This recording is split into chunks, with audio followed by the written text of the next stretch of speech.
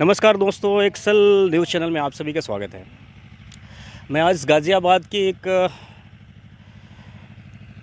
इलाके में मौजूद हूँ, जहाँ आप देख पा रहे होंगे मेरे आसपास बहुत सारे खेत दिख रहे होंगे, पेड़ पौधे दिख रहे हैं, कुछ लोग हैं जो खेतों में काम भी कर रहे हैं। इसी क्रम में आज मैं एक ऐसे शख्स से मिलवाने जा रहा हूँ जो आप सभी को अपने कार्य से इंस्पायर करेंगे कि हाँ, आजकल के युवा जो हैं वो किस तरह कुछ अलग हट के करना चाहते हैं। वो पहले वाली प्रथा नहीं रही कि हमें यही करना है। आज के युवा अपने प्रोफेशन को जो चुन रहे हैं वो अपने शौक़ के हिसाब से चुन रहे हैं। आज एक युवा है हमारे साथ जिनका नाम मिस्टर करण है, और वो एक राजेंद्र फाउंडेशन नाम से एक एनजीओ चलाते हैं, और साथ के साथ ऑर्गेनिक खेती भी करते हैं, जो पीछे आप देख पा रहे होंगे और आसपास आपको नज़र आ रही होगी। उस क्रम में हम उनसे जानने की कोशिश करेंगे कि ये राजेंद्र फाउंडेशन क्या है और उन्होंने क्या सोचकर इस प्रोफेशन को चुना, और उनको क्या परेशानियां आई, और सब कुछ जानेंगे कि इनके जो फाउंडेशन है, एनजीओ है, उसका मेनली पर्पस क्या है, उद्देश्य क्या है, और इसमें ये किस कदर अपना योगदान दे रहे हैं। आइए बात करते हैं मिस्टर करण जी से। नमस्कार। आप जान के मुझे भी थोड़ा आश्चर्य हुआ कि आप चूँकि यंग हैं, पढ़े लिखे हैं, और आजकल लोग जो युवा हैं स्पेशली अलग हट के कर भी रहे हैं, लेकिन फिर भी चूँकि आपको ये फील्ड चुनना कि आप एक एनजीओ चलाते हैं, ये आपको मतलब दिमाग में कैसे आई चीज़? देखिए, मैं आपको ये बताना चाहता हूँ, आज का तो दौर है, यहाँ एक तरीके की रेस है। यहाँ हर कोई अपने लिए सोचता है, भाग रहा है, पैसा हर चीज़ के पीछे भाग रहा है, फिर भी अपनी शांति नहीं मिल रही। कोई इच्छा है वो पूरी नहीं हो रही, उसके लिए लोग वह पागल हो रहे हैं बुरी तरह, और उन चीज़ों के चक्कर में जो हमारी प्राकृतिक चीज़ें हैं उन सबको भूल रहे हैं। अच्छा, पहले आपके एनजीओ के बारे में जानना चाहते हैं। एनजीओ का पर्पस क्या है आपके? सर, मेरा एनजीओ का नाम है राजेंद्र फाउंडेशन, और ये मैं 2019 से रन कर रहा हूँ। ठीक है। मेरा एनजीओ का जो मेन पर्पस है, घायल पशु पक्षियों का ट्रीटमेंट करना, पेड़ पौधे लगाना, और जो गोरिया जैसे वन्य जीव प्रजातियाँ हैं ख़त्म हो रही हैं, उन्हें ख़त्म लुप्त होने से बचाना। और जैसे हमारी रिवर्स वगैरह, रिवर साइड है यहाँ पे, हिंडन एरिया, यहाँ पे क्या लोग कुछ मछुआरी इलीगल तरीके से मछलियाँ पकड़ते हैं। उससे क्या है, जो हमारी नदियाँ हैं उनकी जो प्योरिटी होती है वो ख़त्म हो रही है, क्योंकि मछलियाँ जो होती है बेसिक फॉर्म में नदियों को साफ़ रखती हैं। उनमें जो बैक्टीरिया पलते हैं उन बैक्टीरिया को खाती है, तो मछलियाँ ही नहीं रहेंगी तो वो बैक्टीरिया अपने ज़्यादा जगह बनाएंगे। इसलिए हमारा मेन उद्देश्य ये है, जो भी हमारे नेचुरल रिसोर्सेज है उन्हें ख़त्म होने से बचाना। आपने ये फील्ड चुना चूँकि आपके भी गार्जियन होंगे, माँ बाप, घर में जो भी फैमिली मेम्बर हैं, चूँकि इस तरह के कामों के लिए इंस्पायर नहीं करते हैं, चूँकि इसमें आजकल ज़माना थोड़ा अर्थ प्रधान हो गया है। सबको पैसे चाहिए, लाइफस्टाइल भी ऐसी हो चुकी है, दुनिया फास्ट हो चुकी है। उस क्रम में इस प्रोफेशन की तरफ जाना, क्या घर वालों ने सपोर्ट किया आपको, या कुछ चैलेंजेस फेस करने पड़े? सर, घर वालों का मेरा पूरा सपोर्ट रहता है। आप देख ही रहे हैं, मैंने सेटअप सब इतना सा बड़ा जो सेटअप डाल रखा है, सब मेरे घर वालों की सपोर्ट से ही है, क्योंकि एक्चुअली बिना घर वालों की सपोर्ट से आजकल कुछ होता नहीं है। तो आसानी से घर वाले मान गए या कुछ चैलेंजेस भी आए? नहीं, घर वालों ने पहले सोचा क्या चीज़ कर रहा है, जॉब कर रहा है, जॉब पे ही करता रहा है। मैंने मेरी जॉब तो चली रही है, जॉब के साथ में जैसे फालतू टाइम बचा, जैसे हमारा संडे वगैरह हो गया, सेकंड सैटरडे हो गया, कोई हॉलीडे है तो उसमें मैं अपना देखता हूँ। अच्छा, मतलब कि आप पैरेलली ये भी रन कर रहे हैं और साथ में जॉब भी हाँ कर जी, रहे हैं? हाँ जी, हाँ जी, बिल्कुल। मैं फार्मास्यूटिकल कंपनी में जॉब कर रहा हूँ मैं। अच्छा, यार तो बहुत बढ़िया चीज़ है, और आपने बताया कि आप पैरेलली चीज़ें भी रन कर रहे हैं। तो जैसे कि आपने बताया कि आप चिड़िया, बर्ड्स वगैरह हैं, उनकी सुरक्षा के लिए जो प्रजातियां विलुप्त हो रही है उनके लिए भी कार्य करते हैं। तो अब तक जैसे एक एग्जांपल के तौर पे गौरैया को लेते हैं, क्योंकि पहले घरों में बहुत दिखती थी, बिल्कुल। अब नहीं दिखती। तो क्या आपकी ऑर्गेनाइजेशन, आपकी संस्था, आपकी एनजीओ उनके लिए भी कुछ कर रहा है, और अब कर रहा है तो अभी तक आपने क्या किया उसमें? बिल्कुल सर, देखिए गोरिया चिड़ियाओं का क्या है, पहले ये छोटी चिड़िया होती है, इसको बोलते हैं हाउस बर्ड। ठीक है। ये चिड़ियाँ ऐसे थी, जब पहले घर हमारे कच्चे मकान होते थे तो उस घरों में लोगों के साथ में अपना घर बनाती थी ये। ठीक है। क्योंकि एक एज लाएगा, ये एक फैमिली मेम्बर की तरह रहना चाहती है चिड़िया वहाँ पे, क्योंकि हम लोग जो खाना पानी डालते हैं वो खाती है, पानी रखते हैं वो पीती है। अब आजकल क्या है, इशू क्या है, सब जगह जो है पक्के घर बने हुए हैं। अब पक्के घरों में आप पता है चिड़िया बेचारे अपना घर बना नहीं सकती, इसलिए हमने इसका एक उपाय निकाला है। हम क्या करते हैं, मटकियाँ बनवाते हैं। हम मटकियाँ बनवा के हर घर एक एक दो दो मटकियाँ लगाते हैं, जिसमें वो चिड़िया अपना घर बनाती हैं। अभी आपने लगाया मटकियाँ? यस, अभी हम आपको दिखाएंगे आगे, जैसे कॉलोनी एरिया है, यहाँ हमने 4,500 मटकियाँ लगाई हैं। अरे वाह, 4,500। 4,500 मटकियाँ लगा दी हमने यहाँ। लोगों का सहयोग मिला ये? हाँ, लोग हैं, लोग अपना सहयोग भी देते हैं, अपना कुछ वैसे हर तरीके से सहयोग देते हैं लोग बाग अपना। जैसे संडे होता है, अगर आप जैसे आज जैसे संडे नहीं, आज बहुत से लोग वर्किंग पे हैं, संडे के टाइम में काफ़ी लोग आते हैं जो अपना सहयोग देते हैं, कीमती समय हमें देते हैं। साथ में जैसे कुछ हमारी नीड्स है, जैसे कुछ काम वाम है तो हमें हेल्प करते हैं। जैसे आप देख ही रहे हैं, अभी हमारे पास ये काम कर रहे हैं जैसे। 4,500 मटकियाँ लगाया आपने, वाह! मतलब बहुत अच्छी बात कही जाएगी कि आप इन घरेलू चिड़िया गौरैया जिसको हम कहते हैं उसके लिए आप इतना सब कुछ कर रहे हैं। और साथ के साथ मुझे ये भी पता चला कि आप एक अभियान चला रहे हैं, हर घर तुलसी अभियान। जी जी, हर घर तुलसी अभियान। देखिए, तुलसी अभियान का क्या है, हर घर तुलसी, मतलब हर घर 1 से 2 पौधा तुलसी का होना चाहिए। हम अपनी तरफ से दे रहे हैं free of cost. Free of cost दे रहे हैं? जी सर, हर घर पहुंचा रहे हैं हम। क्या है, हर संडे जो है हमारी टीम आती है, पूरा वर्क करती है, हर घर जाती है, हर घर एक तुलसी का पौधा पकड़ाती है। और इसमें हमें चाहिए होगा तो आप हमारे घर पे पहुंचा देंगे? बिल्कुल बिल्कुल बिल्कुल, जैसे आपको चाहिए हम आपके घर पे भी पहुंचे। जैसे कि बहुत से उधर समय नहीं होता, जैसे हम नहीं जा पाते, किसी को चाहिए भाई हमें तुलसी चाहिए, हम वहाँ पे हमारा बंदा जाएगा, वहाँ पे तुलसी दे के आएगा। और तुलसी जो है एक मेडिसिनल प्लांट है। इसका मेन उपाय है, जैसे हम चाय में डाल के खाते हैं, चाय पीते हैं तो उसमें काफ़ी फ़ायदा करता है। और हिंदू धर्म में जो है ये एक पूजनीय पेड़ है, हर घर में इसकी पूजा होती है। और सबसे मेन फैक्ट, ये 24 घंटे ऑक्सीजन देता है। जैसे अभी हमने 10 से 11,000 तक के हमने डिस्ट्रीब्यूशन कर दिया है। अब एक चीज़ बताइए, अगर 10,000 पौधे एक साथ 24 घंटे ऑक्सीजन देंगे तो लेवल कितना बढ़ेगा ऑक्सीजन? रुकना चाहूँगा, आपने 10,000 अभी तक डिस्ट्रीब्यूशन कर दिया? जी जी, और लोगों के घर में पहुंचा दिया? डिस्ट्रीब्यूशन कर दिया, और बाकी प्रोसेस चल ही रहा है। अब जैसे विंटर आ रही है, विंटर में क्या तुलसियाँ खत्म हो जाती है, माली लोग जो होते हैं बहुत महंगी महंगी तुलसियाँ देते हैं लोगों को, 100 200। बिल्कुल। अभी अगर हम नर्सरी की बात करें, हम अगर खरीदने जाए तो तुलसियाँ मिलती हैं हमें महंगी। और चूँकि आपने बताया कि आप फ्री में दे रहे हैं तो ये बहुत बड़ी बात है। और जैसा आपने ये भी बताया कि एक औषधीय पौधा है जो कि हर घर में होनी चाहिए, और आपके इस कदम वाकई सराहनीय है। और आप देख पा रहे होंगे कि ये तुलसी के तहत बहुत सारे तुलसी के पौधे, उधर चूँकि कैमरे में बहुत सारी चीज़ें नज़र नहीं आ पा रहे हो, उन्होंने तुलसी के काफ़ी पौधे और वो लगाए हैं, जबकि होम डिलीवरी करते हैं। ये देख पा रहे होंगे पीछे कुछ उसी के तहत काम भी कर रहे हैं। और तो फिर ये सब कुछ एक साथ कैसे रन कर पाते हैं? ये एक साथ हो जाता है, लोगों का सहयोग मिलता है, लोग अपना सहयोग, कीमती समय का सहयोग देते हैं, अपनी जो मेन पावर होते हैं, मेन पावर का सहयोग देते हैं लोग बाग। आप ऑर्गेनिक फार्मिंग भी कर रहे हैं साथ में? जी सर, और ऑर्गेनिक फार्मिंग है। देखिए, ऑर्गेनिक फार्मिंग का उद्देश्य है, मैं किसान भाइयों को मैं समझाता हूँ कि जैसे उनको भी घाटा है, जो सब्जियां खाते हैं उनको भी नुकसान है। क्योंकि देखिए कि कहाँ तक हम दवाइयों का यूज़ कर रहे हैं कीड़े मकोड़े मारने के लिए दवाई का यूज़ कर रहे हैं। लेकिन हम दवाइयाँ नहीं करेंगे तो प्रोडक्टिविटी कम भी तो हो जाएगी। सर देखिए, प्रोडक्टिविटी कम हो जाएगी, वो बात अलग है। देखिए, हम जिस चीज़, देखिए आप एक चीज़, लेकिन अगर हम व्यावसायिक रूप से कर रहे हैं तो ऑब्वियसली हमारा पर्पस तो मनी अर्न करना है। हाँ। उस कंडीशन में अगर प्रोडक्टिविटी कम होगी तो हमारी अर्निंग कम हो जाएगी।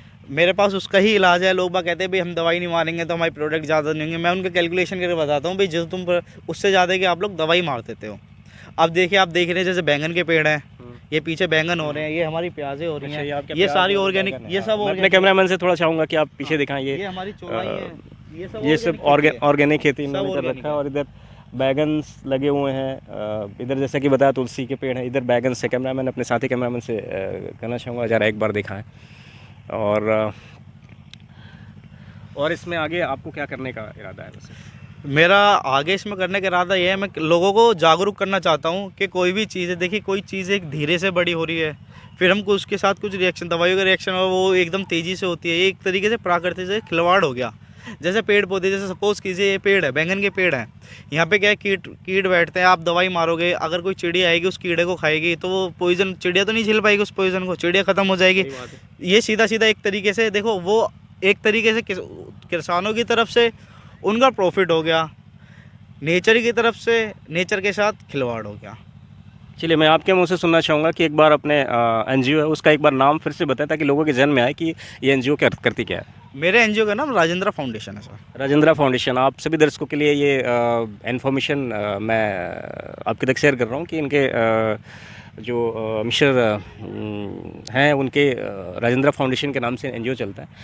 और अगर आपको ऐसे जैसे कि तुलसी अभियान के तहत आपको अगर ऐसा कहीं लगता हो कि आपको तुलसी की ज़रूरत हो तो पूरे गाज़ियाबाद में आप दे पाएंगे?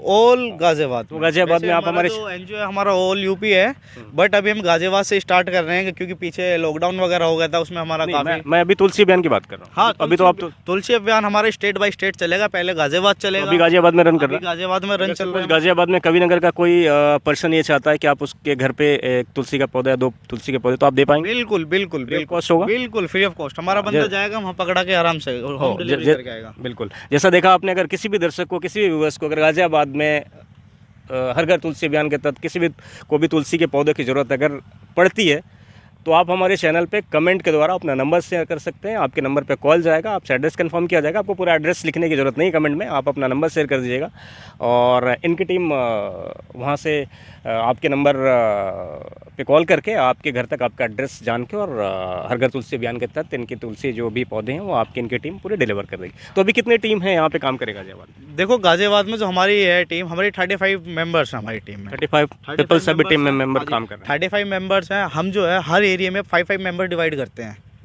ओके। हाँ, 5-5 मेंबर्स डिवाइड करके, क्योंकि एक्चुअली सारे मेंबर्स एक जगह काम करेंगे तो काम भी नहीं हो पाता, वो तो एरिया भी कवर नहीं हो पाता। हमारे ये कम लोगों में थोड़ा जल्दी एरिया कवर हो जाए। 35 से हमारे 40 भी हो जाते हैं।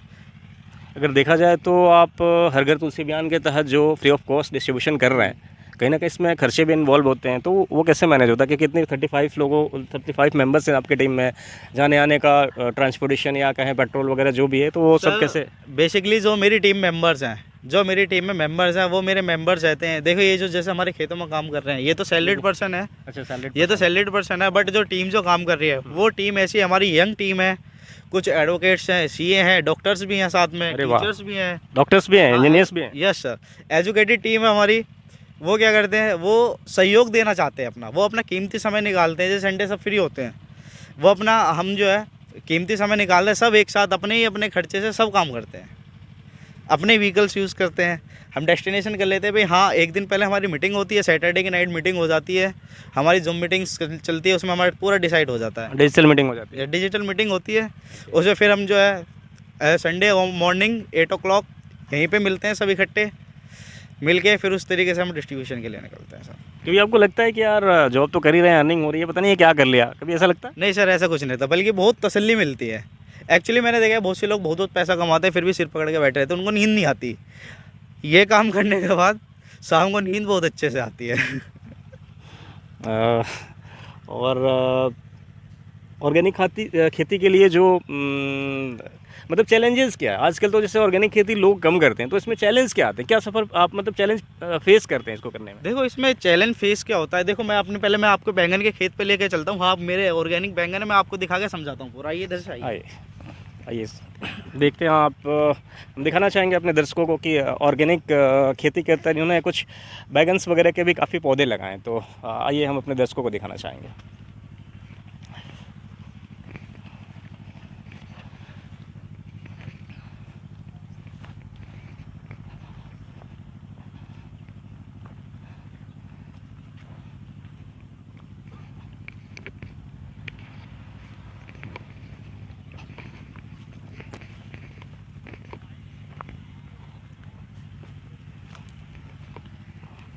ये तुलसियाँ हैं? हाँ जी, जो हमें डिस्ट्रीब्यूट होंगी। अरे वाह, काफ़ी छोटी छोटी हैं ये। हाँ हाँ हाँ, ये रामा तुलसी है। अच्छा अभी काफ़ी छोटी है, बीच बीच में हमने मूली वगैरह लगा दी है थोड़ा। अच्छा, और ये आपका बैगन है? ये हमारा बैंगन।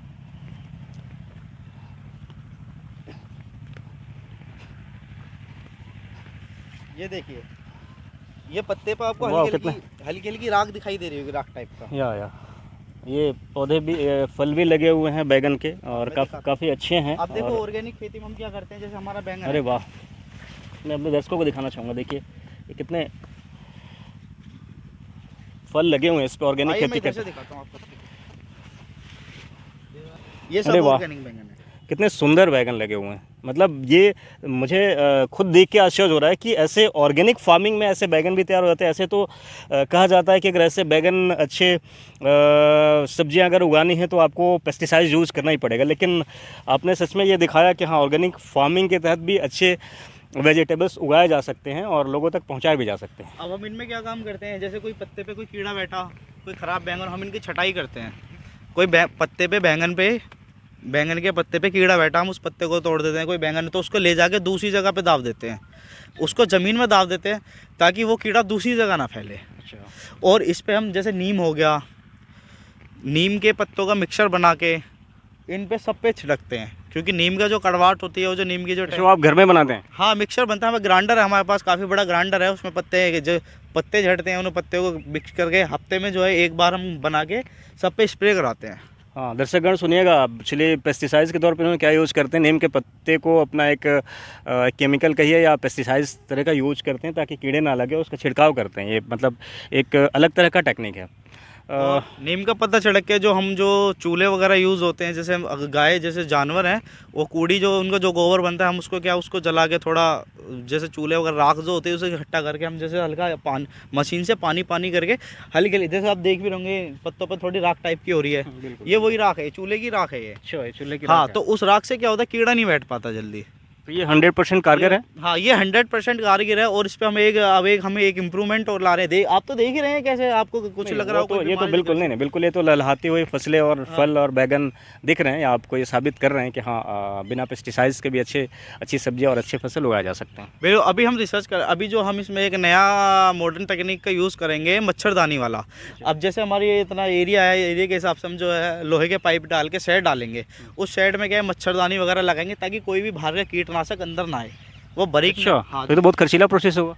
सर, खर्चीला प्रोसेस होगा वो, पर वन टाइम इन्वेस्टमेंट होगी। एक बार आपका सेटअप तैयार होगा तो आपको 15 साल चलेगा। आप उसको वन टाइम इन्वेस्टमेंट पे ये देखिए आपकी दवाइयों का खर्च कितना बच रहा है, ठीक है, आपके प्रोडक्ट जो है उसकी प्रोडक्टिविटी कितनी बढ़ रही है। आप जैसे कोई भी चीज़ है, अब जैसे मैं एक चीज़ बताता हूँ, जैसे किसान भाई क्या करते हैं, ज़्यादातर गन्ना है, गन्ने में क्या यूरिया जिंक विंक वगैरह डाल के उसको जल्दी तेज़ी से बड़ा करते हैं। अब उसको खाओगे उसमें स्वाद नहीं आएगा। कोई नेचुरल तरीके से गन्ना हो रहा हो उसमें अलग ही रस होगा। ऐसी सब्जियों का होता है सर, अगर आप इनमें पेस्टिसाइड यूज़ करेंगे तो क्या स्वाद नहीं आएगा, जल्दी फ्रीज में जल्दी ख़राब हो जाएंगे। हमने नेचुरली बनाया, अलग ही स्वाद आएगा। जहाँ एक रोटी खाओगे वहाँ 3 रोटी खाओगे सब्जी के साथ। एक अंतिम क्वेश्चन हमारे दर्शकों के लिए, हाँ जी।